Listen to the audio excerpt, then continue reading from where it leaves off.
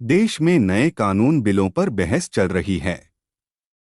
केंद्रीय गृह मंत्री अमित शाह ने लोकसभा में तीनों विधेयकों पर हुई बहस का जवाब देते हुए इसे 150 साल की गुलामी की मानसिकता से बाहर आने वाला बताया। सदन से पास होने के बाद भारतीय दंड संहिता यानी आईपीसी की जगह भारतीय न्याय संहिता बिल 2023 लेगा। पैक की जगह भारतीय नागरिक सुरक्षा संहिता 2023 लेगा और एविडेंस एक्ट बदलकर भारतीय साक्ष्य विधेयक 2023 हो जाएगा। नए विधेयकों के पारित होने के साथ ही वर्तमान में चल रही दंड संहिताओं की धाराओं में भी बदलाव हो जाएगा। नए विधेयकों में कुछ धाराएं बढ़ाई गई हैं, कुछ हटी हैं, तो कुछ को बदल दिया गया है।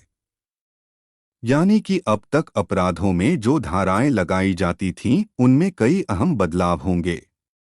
आसान भाषा में समझें तो मर्डर की जगह अब तक लगने वाली धारा 302 अब छिनैती के लिए प्रयोग की जाएगी। मर्डर पर धारा 101 लगेगी। इसी तरह रेप की धारा 376 की जगह अब धारा 70 ले लेगी। इतनी कम होंगी धाराएं। भारतीय नागरिक सुरक्षा संहिता 2023 में कुल 533 धाराएं होंगी। अब तक लागू सीआरपीसी में 478 धाराएं थीं। इसकी 160 धाराओं को बदला गया है। 9 धाराएं हटी हैं और इतनी ही नई धाराएं जोड़ी गई हैं।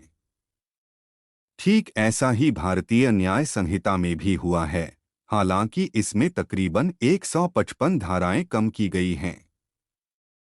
न्याय संहिता में अब 356 धाराएं होंगी, जबकि अब तक आईपीसी में 511 धाराएं थीं। खास बात यह है कि इसमें से 22 धाराएं निरस्त की गई हैं, जबकि 8 नई धाराओं को शामिल किया गया है। भारतीय साक्ष्य अधिनियम में 3 धाराएं बढ़ी हैं। अब इसमें 170 धाराएं हैं। इनमें से 23 को बदला गया है, जबकि 5 पूरी तरह से हटा दी गई हैं। आईपीसी के तहत हत्या पर धारा 302 लगाई जाती है, जबकि नए कानून के तहत इसकी जगह धारा 101 लगाई जाएगी। धोखाधड़ी की धारा 420 की जगह धारा 316 लेगी और अपहरण की धारा 362 की जगह धारा 135 प्रभाव में आएगी। रेप की धारा 375, 376 की जगह धारा 63 और गैंगरेप की धारा 376 की जगह धारा 70 प्रभावी होगी। नए कानून के तहत देशद्रोह को अब राजद्रोह कहा जाएगा। इसकी जगह लगने वाली धारा 124 ए की जगह धारा 150 लेगी। देश विरोधी गतिविधि के आरोप में लगने वाली धारा 121 ए की जगह धारा 146 प्रभावी होगी। इसके अलावा देश के खिलाफ षड्यंत्र रचने वालों पर लगाई जाने वाली धारा 121 की जगह धारा 145 लगाई जाएगी।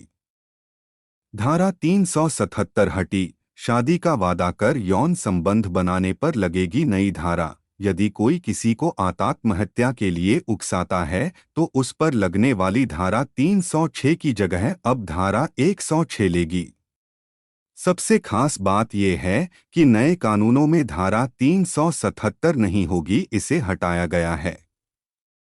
हालांकि इसमें धारा 69 जोड़ी गई है, जो शादी का झूठा वादा कर यौन संबंध बनाने वाले पर लगेगी। इस अपराध में 10 साल की सजा का प्रावधान रखा गया है। खास बात यह है कि ये रेप की श्रेणी में नहीं होगा। आसान भाषा में ऐसे समझें 15 बड़े बदलाव। भड़काऊ भाषण पर 5 साल की सजा। भड़काऊ भाषण और हेट स्पीच को अपराध के दायरे में लाया गया है। अगर कोई इंसान ऐसे भाषण देता है तो उसे 3 साल की सुनाई जाएगी। इसके साथ जुर्माना भी लगेगा। अगर भाषण किसी धर्म या वर्ग के खिलाफ होता है तो 5 साल की सजा का प्रावधान है। गैंगरेप में दोषी को आजीवन कारावास। नए बिल के तहत गैंगरेप के दोषियों को 20 की सजा या आजीवन कारावास की सजा सुनाई जा सकती है। अगर दोषी 18 साल से कम उम्र की बच्ची के साथ ऐसा करता है तो उसे मृत्युदंड देने का प्रावधान है। मॉब लिंचिंग पर 7 साल की सजा। अगर 5 या इससे ज्यादा लोगों का समूह किसी की जाति, समुदाय, भाषा और जेंडर के आधार पर हत्या करता तो हर दोषी को मौत या कारावास की सजा दी जाएगी। वहीं इस मामले से जुड़े दोषी को कम से कम 7 साल की सजा के साथ जुर्माना भी लगाया जा सकता है। भगौड़ों की अनुपस्थिति में जारी रहेगा ट्रायल। भगौड़े देश में हो या नहीं, दोनों की मामलों में ट्रायल जारी रहेगा।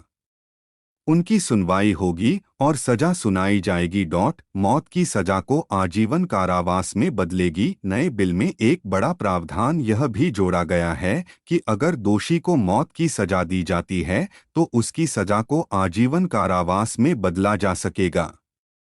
कोर्ट देगा कुर्की का आदेश। अगर किसी मामले में संपत्ति की कुर्की होती है तो उसका आदेश कोर्ट देगा, पुलिस का कोई अधिकारी नहीं। मान्यवर,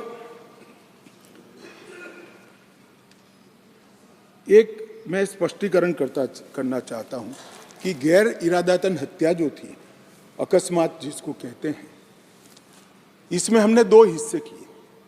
अकस्मात तो किसी भी व्यक्ति से किसी भी स्थिति में हो सकता है। एक गाड़ी चलाता रहे एक व्यक्ति और रास्ते में कोई भी बेध्यान हुआ या कोई रश कर आ गया और अकस्मात हो गया। अकस्मात करने के बाद वो व्यक्ति स्वयं उसको पुलिस स्टेशन या तो हॉस्पिटल ले जाता है, तो इसके लिए कम सजा का प्रावधान किया है। और हिट एंड रन केस, मरता हुआ छोड़कर कोई भाग जाता है, तो इसके लिए हमने 10 साल की सजा का प्रावधान किया। और मैं मानता हूं कि इससे हिट एंड रन के केस में काफी कमी आएगी।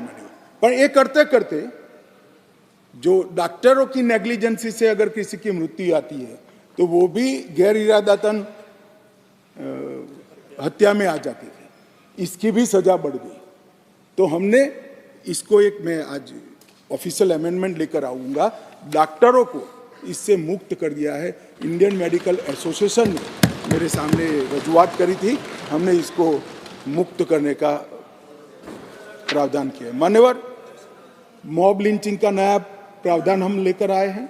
नस्ल, जाति, समुदाय या किसी शंका के आधार पर एक टोला एकत्रित होकर किसी को मार देता है तो उसमें मैक्सिमम फांसी तक की सजा की है। स्नैचिंग के लिए कोई कानून नहीं था, चैन स्नैचिंग होते थे, मोबाइल होते थे और अलग अलग धाराओं में अंत में कानून के गैप का फायदा उठाकर वो छूट जाते हैं थे। स्नैचिंग के लिए भी हमने कानून लाया है। और मान्यवर, गंभीर चोट का जो कानून था, इसमें भी हमने 2 डिवीजन करे हैं। किसी के सर पर लाठी मार दी, इंजर्ड हुआ, तो उसको सजा तो होनी चाहिए, परंतु लाठी मारने के कारण वो ब्रेन डेड हो गया या अपाहिज हो गया तो इसकी सजा इतनी नहीं होनी चाहिए। तो संपूर्ण अपाहिजता या तो ब्रेन डेड के केस में हमने 10 साल तक का कठोर दंड देने का प्रावधान किया है, इसको सेपरेट किया है। मान्यवर, गंभीर चोट का जो खंड 117 है उसमें 10 साल की उम्र कैद का हमने प्रावधान किया है। इसके अलावा भी ढेर सारे बदलाव किए हैं मान्यवर, मैंने प्रमुख बदलाव भी आपके सामने। अब मैं भारतीय नागरिक सुरक्षा संहिता की बात करूंगा। मान्यवर, इस देश में न्याय प्राप्त करने में सबसे बड़ी बाधा है तो गरीबों के लिए तो आर्थिक बाधा है, मगर हमारे संविधान ने इसकी योजना बनाई। गरीब से गरीब व्यक्ति को शासन के द्वारा वकील भी दिया जाता है, न्याय भी मिलता है, परंतु न्याय मिलता ही नहीं। कल ही मुझे माननीय रक्षा मंत्री में बिल पेश कर रहा था, बता रहे थे 2003 में कोई एक्सीडेंट हुआ था, इसका साक्षी का सेवन 2023 में कल ही माननीय रक्षा मंत्री जी के साथ आया। सजा कब होगी वो तो अभी किसी को मालूम नहीं। माननीय सालों के सालों तक तारीख पे तारीख पढ़ते रहते हैं। पुलिस न्यायपालिका को दोषित करती है, सरकार पुलिस और न्यायपालिका दोनों को दोषी करते हैं, और पुलिस और न्यायपालिका बैठती है तो सरकार को दोषित करती है।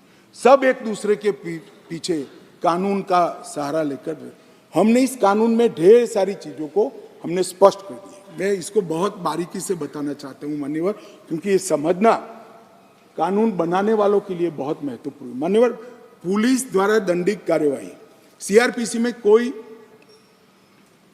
समय निर्धारित नहीं। आप एक कंप्लेंट देते हो, इसका संज्ञान वो 10 साल के बाद भी ले सकते हैं। अब 3 दिनों के अंदर ही FIR दर्ज करनी होगी अगर प्राथमिक जांच होगी। इसको कंपलसरी कर दिया। और 3 से 7 साल की सजा के मामले में 14 दिनों के अंदर प्रारंभिक जांच, आरोप सही है या गलत है, इसका प्रारंभिक जांच देकर FIR करनी पड़ेगी। तो ज्यादा से ज्यादा आप 14 दिन तक प्रारंभिक जांच कर सकते हो, और छोटी सजा है तो 3 दिन के अंदर ही FIR रजिस्टर करनी पड़ेगी। सबसे पहली न्याय में समय की कटौती यहां होगी। अब जांच रिपोर्ट जो जिला मजिस्ट्रेट को भेजना है, इसके लिए भी कोई समय के प्रावधान नहीं था, FIR कर दिया। अब 24 घंटे में तलाशी रिपोर्ट के बाद 24 घंटे में उसको न्यायालय के सामने रख दिया जाएगा, आप उस पर बैठ नहीं सकते हो। मेडिकल प्रैक्टिशनर और चिकित्सा जांच की रिपोर्ट, मेडिकल हुआ, कोई समय मर्यादा नहीं। जब उसकी आत्मा कहेगी, जब उनको समय होगा, सारी परेशानियों से वो मुक्त होगा जाए, तब देंगे। अब हमने बिना किसी देर से बलात्कार पीड़िता की रिपोर्ट को भी 7 दिन के अंदर पुलिस थाने में और न्यायालय में डायरेक्ट भेजने का काम हमने यहाँ निश्चित किया। मान्यवर, पहले चार्जशीट का समय नहीं, 60 से 90 दिन में चार्जशीट करने का एक कानूनी प्रोविजन था, परंतु री इन्वेस्टिगेशन, मेरी जांच चालू है, ऐसा कर सालों सालों तक चार्जशीट लटकाए जाते थे, केस लटकाए जाते थे और लोग केस से परेशान होते। हमने कह दिया कि 60 से 90 दिन का जो समय था वो तो रहेगा, और 90 दिन के बाद और 90 दिन तक ही फर्दर इन्वेस्टिगेशन कर पाओगे। अगर 90 दिन के बाद फर्दर इन्वेस्टिगेशन करना है तो कोर्ट से ऑर्डर लेना पड़ेगा। चार्जशीट को आप 180 दिन के बाद पेंडिंग नहीं रख सकते हो। ये हमने प्रोविजन कर ट्रायल जल्दी हो इसके लिए शुरुआत कर दी। मान्यवर, इसके बाद मैजिस्ट्रेट के समय कब कार्यवाही शुरू होगी, मैजिस्ट्रेट के समय समक्ष, इसकी भी समय मर्यादा थी। अब मैजिस्ट्रेट साहब के साथ हमने बाध्य कर दिया है कि 14 दिनों के अंदर इसका संज्ञान आपको लेना ही पड़ेगा और कार्यवाही चालू, इसको लटका नहीं सकते। तो जो हमारे यहाँ बहुत सारी फरियाद आती है, सच्चा झूठा भगवान जाने, 12 बजे तक कोर्ट चलती है, 12 बजे के बाद कुछ नहीं चलता है। अब अगर 14 दिनों में संज्ञान लेना है तो कोर्ट को इसको समाप्त कर ही जाना पड़ेगा। और आरोपी द्वारा आरोप मुक्त होने का जो निवेदन है वो भी 60 दिन के अंदर ही करना पड़ेगा।